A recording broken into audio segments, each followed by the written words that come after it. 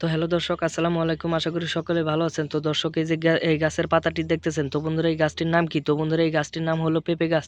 তো বন্ধুরা যারা পেঁপে গাছ চাষ করতে চান বাড়িতে, এবং আপনাদের বাড়িতে আপনারা পেঁপে গাছ চাষ করে কিন্তু প্রচুর টাকা ইনকাম করতে পারবেন। তো বন্ধুরা সহজ উপায় আমি বলে দিচ্ছি কিভাবে আপনারা ইনকাম করবেন। তো বন্ধুরা আপনারা বাজার থেকে প্রথমে এই ধরনের পেঁপে গাছের চারাগুলো আপনারা প্রথমে কিনে আনবেন।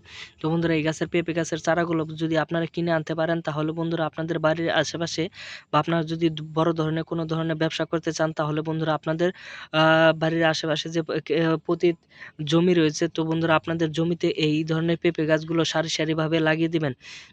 তো বন্ধুরা এই পেঁপে গাছগুলো সারি সারি লাগানোর পরে যে বন্ধুরা আপনারা এই গাছের যত্ন নেবেন। তো বন্ধুরা এই গাছটির যত্ন নেওয়ার পরে যখন দেখবেন যে আপনাদের গাছে পেঁপে ধরেছে, তারপরে কিন্তু বন্ধুরা আপনারা এই পেঁপেগুলো বাজারে বিক্রি করে কিন্তু অনেক টাকা লাভ করতে পারবেন, এবং এই পেঁপে গাছ থেকে আপনাদের সংসার অনায়াসে চলে যাবে।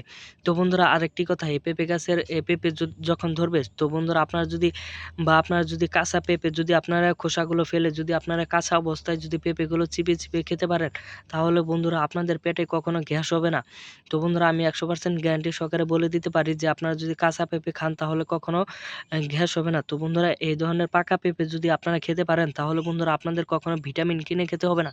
তো বন্ধুরা আপনারা কিন্তু খুব অনায়াসে কিন্তু ভিটামিন পেয়ে যাবেন। শুধুমাত্র এই পাকা পেঁপেগুলো যদি খান, তাহলে আপনাদের ভিটামিন হবে। তো দর্শক, সকলে ভালো থাকবেন। আসসালামু আলাইকুম।